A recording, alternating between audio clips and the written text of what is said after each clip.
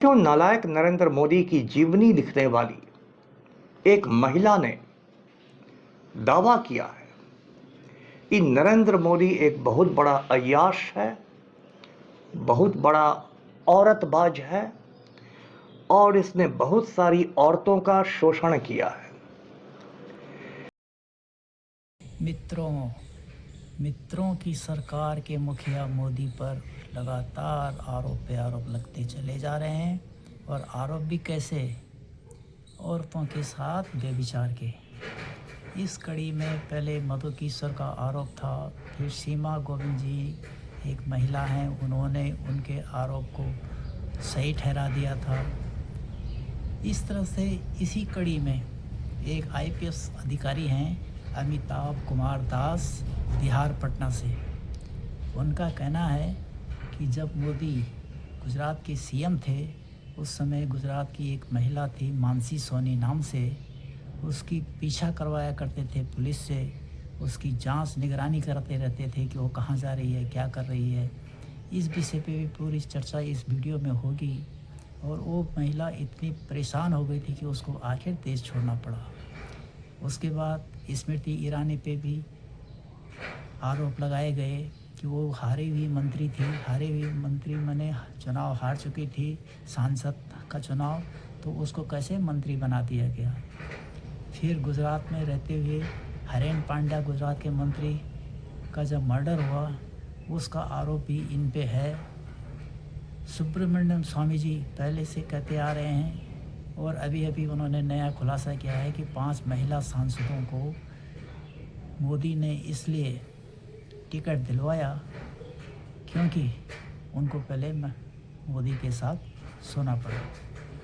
इतनी अय्याशी की बातें चल रही हैं। और इसी अय्याशी की कड़ी में फिर एपिस्टीन फाइल है, और उस एपिस्टीन फाइल के सारे राज डोनाल्ड ट्रंप के पास हैं कि एपिस्टीन का जो टापू था वहाँ मोदी गया, छोटे बच्चों के साथ कुकृत्य किया। और उसी टाइम पे अनिल अंबानी जेफरी एपिस्टीन को कहता है कि एक स्वीडिश लड़की को लाइए।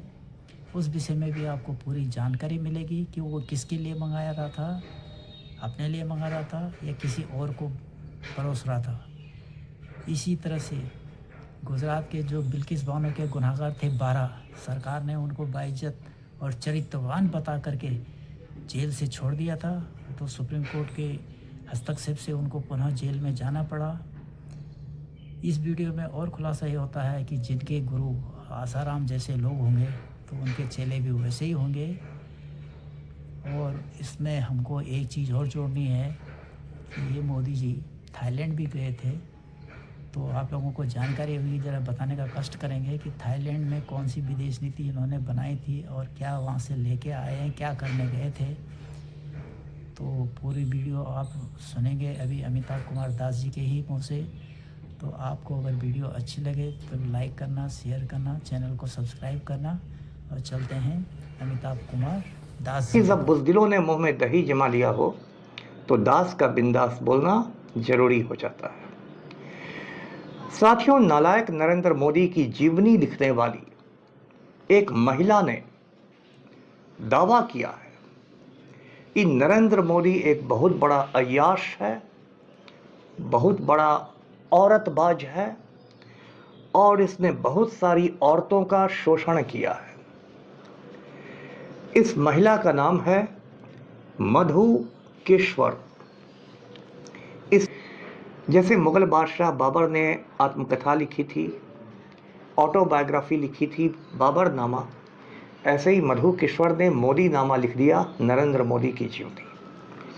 और इस मोदी नामा में मधु किश्वर ने मोदी को बहुत मक्खन लगाया, मोदी की तारीफ के पुल बांध दिए और मोदी की तुलना महात्मा गांधी से कर दी। ऐसे मेरा अपना विचार है कि महात्मा गांधी तो बहुत दूर की चीज़ है, नरेंद्र मोदी 7 जन्म में गांधी जी की बकरी की बराबरी नहीं कर सकेगा। तो खैर, ये सब बातें मधु किश्वर ने अपनी किताब में लिखी।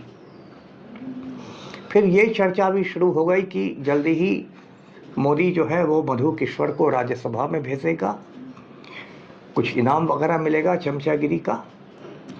अभी एक दो रोज पहले मधु किश्वर ने एक बहुत बड़ा धमाका किया है। मधु किश्वर ने खुलासा किया है कि ये जो नरेंद्र मोदी है ये बहुत बड़ा अय्याश आदमी है, औरतबाज है, यानी वुमनाइजर है, जिसको औरतों की लत है। ये महिलाओं का शोषण करता है, खवातीन को एक्सप्लॉइट करता है और बहुत ही गंदा आदमी है, औरतों पर बहुत गंदी नज़र रखता है। मधु किश्वर ने कहा कि मैंने जो मोदी नामा किताब लिखी, मैं खुद नहीं गई मोदी को देने के लिए, मैंने भारत लाल नाम के एक ऑफिसर से उस किताब को भेजवाया, क्योंकि मुझे पता चल चुका था कि मोदी औरतों के बारे में बहुत गंदी सोच रखता है। उसका मधु किश्वर कहती हैं कि मोदी ने मानसी सोनी की जासूसी करवाई थी जब मोदी गुजरात का चीफ मिनिस्टर था, गुजरात का मुख्यमंत्री था। मधु किश्वर ने स्मृति ईरानी पर भी हमला किया है और कहा है कि स्मृति ईरानी जैसी 12वीं पास औरत भी मिनिस्टर बन गई क्योंकि मोदी के साथ उसके कुछ गलत रिश्ते थे।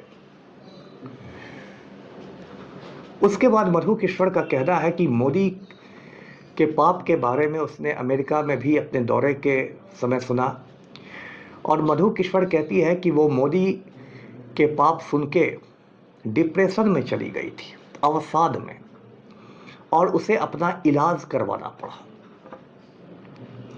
और मधु किश्वर ने अपनी जान को खतरा भी बताया है। उसने कहा है कि मेरी भी हालत हरेन पांड्या की हो सकती है, जैसे मोदी ने गुजरात में हरेन पांड्या का कत्ल करवा दिया था, उसी तरह मेरा भी कत्ल हो सकता है। अब मधु किश्वर के इस खुलासे के बाद समझिए कि तूफान आ गया है। गोदी मीडिया में सन्नाटा छाया हुआ है। गोदी मीडिया में जो मोदी के पालतू कुत्ते बैठे हुए हैं, दलाल बैठे हुए हैं, वो मधु किश्वर को घेर रहे हैं। चित्रा त्रिपाठी ने मधु किश्वर को कुंठित कहा है और बाकी लोग भी हमलावर हैं। यदि इसी तरह के इल्ज़ाम राहुल गांधी पर लगे होते तो अब तक गोदी मीडिया में सारे रिपोर्टर्स नाचते रहते, गला फाड़कर चिल्लाते रहते, जवाब दो राहुल, जवाब दो राहुल करते रहते। लेकिन अभी गोदी मीडिया को सांप सूंघ गया है। मधु किश्वर ने जो इल्ज़ाम लगाए हैं मोदी पर, वैसे ही इल्ज़ाम सुब्रमण्यम स्वामी भी महीनों से लगाते रहे हैं। सुब्रमण्यम स्वामी एक सीनियर पॉलिटिशियन हैं, सीनियर सियासतदान हैं, भारत सरकार में मिनिस्टर रह चुके हैं, राज्यसभा एमपी थे। और सुब्रमण्यम स्वामी ने कहा है कि मैं 4-5 ऐसी सांसदों को जानता हूँ, एमपीज को जानता हूँ, जो नरेंद्र मोदी के साथ पहले सोई और उसके बाद उनको एमपी बनाया गया। यानी एमपी बनने के लिए उनको मोदी का हम बिस्तर होना पड़ा। इतने गंभीर इल्जाम सुब्रमण्यम स्वामी ने लगाए। अब ध्यान देने की बात है कि प्राइम मिनिस्टर पर, हिंदुस्तान के वजीर आज़म पर इतने बड़े बड़े इल्ज़ाम लग रहे हैं, औरतों के साथ सोने के, अय्याशी के, औरतखोरी के, और पीएमओ की ओर से कोई सफाई नहीं पेश की जा रही है। लगता है कि मधु किश्वर और सुब्रमण्यम स्वामी के पास इतने ज़्यादा सबूत हैं कि प्राइम मिनिस्टर ऑफिस में हिम्मत नहीं है कुछ बोलने की। देखिए, मोदी के अय्याशी और औरतबाजी के किस्से मैं भी आपको सुनाता रहा हूँ। पिछले ही महीने 9 फरवरी को मैंने भारत की जो राष्ट्रपति महोदया हैं, प्रेसिडेंट जो हैं श्रीमती द्रौपदी मुर्मू, उनको एक खत भेजा था और मैंने खत में लिखा था कि नरेंद्र मोदी ने एप्स्टीन के टापू पर जाकर छोटी लड़कियों के साथ अय्याशी की है, इसलिए मोदी को आप बर्खास्त कर दीजिए। मेरा जो वो लेटर था प्रेसिडेंट मुर्मू के नाम, वो सोशल मीडिया पर काफ़ी वायरल हुआ। कश्मीर से कन्याकुमारी तक मुझे फ़ोन आए, क्योंकि लेटर पैड पर मेरा मोबाइल नंबर भी लिखा हुआ था। खैर, मोदी को तो द्रौपदी मुर्मू ने बर्खास्त नहीं किया, लेकिन मैंने अपना फ़र्ज़ निभा दिया, अपनी ड्यूटी मैंने कर दी। साथियों, ये तो नरेंद्र मोदी है, ये बहुत गंदा आदमी है।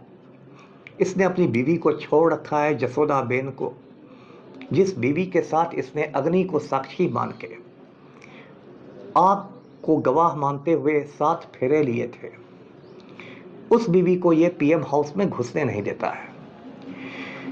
हिंदू धर्म में जो शादी होती है, आप जानते हैं कि अग्नि को साक्षी मान के दुल्हा और दुल्हन उसके 7 चक्कर लगाते हैं, 7 फेरे लेते हैं, और ये सप्तपदी कहलाती है। इस रस्म को कहते हैं सप्तपदी। ये हिंदू विवाह का सबसे इम्पोर्टेंट रिचुअल होता है। सप्तपदी के बिना हिंदू विवाह की मान्यता ही नहीं है। और सप्तपदी का ये मतलब होता है, सांकेतिक मतलब होता है, सिंबॉलिक, कि दुल्हा दुल्हन 7 जन्म तक साथ निभाएंगे, इसलिए वो 7 फेरे लेते हैं।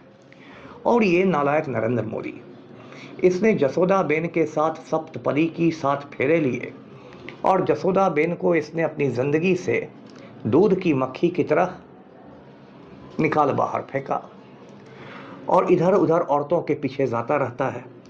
कभी मानसी सोनी के पीछे। मानसी सोनी का किस्सा मैं आपको सुना चुका हूँ, एक वीडियो भी मैंने बनाया था। जब नरेंद्र मोदी गुजरात का मुख्यमंत्री था, वजीर आला था, तो उसने मानसी सोनी नाम की एक लड़की का पीछा करना शुरू किया। मानसी सोनी इतना परेशान हो गई मोदी से कि वो गुजरात छोड़ के बेंगलोर भाग गई। तो मोदी ने गुजरात पुलिस को उसके पीछे पीछे भेज दिया, और गुजरात पुलिस ने बंगलोर में जाके मानसी सोनी के बॉयफ्रेंड को धमकाना शुरू कर दिया। बाद में मानसी सोनी इतना घबरा गई कि वो हिंदुस्तान छोड़ के अमेरिका भाग गई। ये तो हमारे मोदी जी का किस्सा है। और एक बात मैं और बता दूं कि एप्स्टीन के टापू पर भी जाकर मोदी ने लड़कियों के साथ बहुत अय्याशी की है, और उसी का वीडियो डोनाल्ड ट्रंप के पास है। इसलिए डोनाल्ड ट्रंप खुलेआम कहता है कि मैं जब चाहूं मोदी को बर्बाद कर दूंगा, और उसी वीडियो के डर से नरेंद्र मोदी सरेंडर मोदी बन गया है। इसलिए डोनाल्ड ट्रंप हुक्म देता है कि ऑपरेशन सिंदूर बंद करो, तो ऑपरेशन सिंदूर बंद हो जाता है। डोनाल्ड ट्रंप हुक्म देता है मोदी को कि रूस से कच्चा तेल खरीदना बंद करो, तो मोदी रूस से कच्चा तेल खरीदना बंद कर देता है। जो भी डोनाल्ड ट्रंप का हुक्म आता है वो मोदी पालन करता है, क्योंकि मोदी को मालूम है कि ज़्यादा वो पंख फड़फड़ाएगा तो उसके सारे वीडियो जो हैं एप्स्टीन वाले, वो डोनाल्ड ट्रंप मंजरे आम पर ले आएगा, सार्वजनिक कर देगा, पब्लिक कर देगा। ये तो मोदी की हालत है। और एप्स्टीन के ईमेल में अनिल अंबानी, जो हिंदुस्तान के बहुत बड़े उद्योगपति हैं, धन्ना सेठ हैं, अनिल अंबानी की बात आई है। अनिल अंबानी एप्स्टीन से कहता है कि ऐसी लड़की का इंतज़ाम करो जो स्वीडन की हो, लंबी हो और ब्लॉन्ड हो। ब्लॉन्ड का मतलब सुनहले बालों वाली हो। अब माना ये जाता है, और मैं भी ये मानता हूँ, कि इस लड़की की फरमाइश अनिल अंबानी ने खुद के लिए नहीं की थी, बल्कि जो हमारे नालायक वजीर आज़म हैं नरेंद्र मोदी, उनके लिए की थी। ये मोदी का चाल चरित्र और चेहरा है। साथियों, इस देश में कुछ भी हो सकता है। मधु किश्वर ने, जिसने मोदी की जीवनी लिखी है, मोदी पर इतने बड़े बड़े इल्ज़ाम लगाए हैं। कोई दूसरा मुल्क होता तो अब तक वहाँ जलजला आ जाता, भूकंप आ जाता। हिंदुस्तान में राष्ट्रीय महिला आयोग एक है, आप जानते हैं, नेशनल वीमेंस कमीशन। कायदे से उसको क्या करना चाहिए था कि राष्ट्रीय महिला आयोग को मधु किश्वर के आरोपों का स्वतः संज्ञान लेना चाहिए था, सुबो मोटू कॉग्निजेंस, और मधु किश्वर के आरोपों पर नरेंद्र मोदी को नोटिस भेजना चाहिए था राष्ट्रीय महिला आयोग का, कि आप पर ऐसे ऐसे इल्ज़ाम लगाए हैं, आपको सफाई में क्या कहना है। लेकिन यहाँ तो राष्ट्रीय महिला आयोग में भी मोदी की चमची लोग बैठी हुई हैं, वो क्या करेंगी। तो वो तो ये सब इल्ज़ाम सुनने के बाद खटिया के नीचे घुस चुकी है, उनकी हिम्मत नहीं है कोई नोटिस भेजने की। और इसलिए आप समझिए कि मोदी को बलात्कारियों से, रेपिस्ट लोगों से क्यों इतनी हमदर्दी है। मोदी ने कुछ साल पहले बिल्किस बानो के जो रेपिस्ट थे, 11 बलात्कारियों को समय से पहले जेल से छोड़ दिया था, और वे बाहर निकले तो उन बलात्कारियों की आरती उतारी गई। कहा गया कि ये संस्कारी बलात्कारी है, यानी शरीफ रेपिस्ट हैं। बताइए, बाद में सुप्रीम कोर्ट ने फटकार लगाई और बिल्किस बानो के 11 बलात्कारियों को दोबारा जेल भेजा गया। नरेंद्र मोदी का गुरु आसाराम बापू है, जो रेप के मामले में उम्र कैद काट रहा है। तो जब आप रेपिस्ट को गुरु बनाइएगा तो यही होगा। और मोदी की पूरी पार्टी में ऐसे ही गुंडे, बवाली, लुच्चे, लफंगे, रेपिस्ट लोग भरे हुए हैं। तो साथियों, मधु किश्वर ने जो भी कहा है वो पूरे हिंदुस्तान के लिए शर्म की बात है कि एक रेपिस्ट, एक बलात्कारी हमारे देश का प्रधानमंत्री है, वजीर आजम है इस महान देश का।